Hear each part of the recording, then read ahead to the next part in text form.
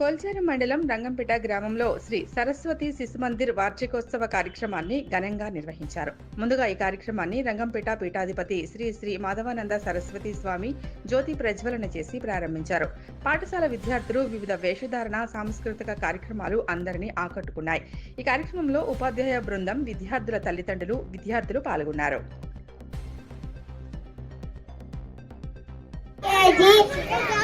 I am telling two colors names already.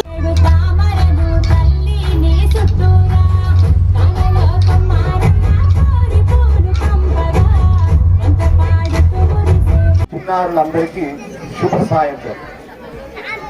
పరిమితమైన వనరులతో అపరిమితమైన ప్రతిభా సామర్థ్యాలను ఆచార్య బృందము వారి శిష్యవర్గం చేత ఇక్కడ ప్రదర్శింపజేస్తుంది.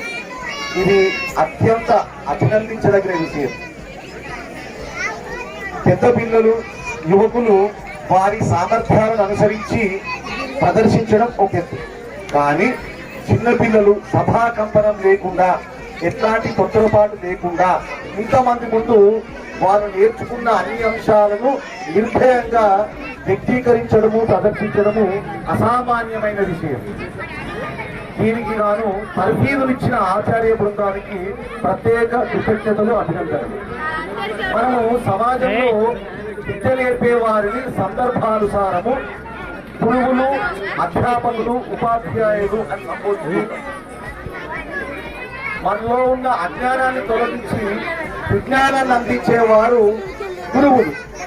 ఒక పెద్ద స్థాయిలో పెద్ద విషయం గురించి చెప్పేవారు అధ్యాపకులు.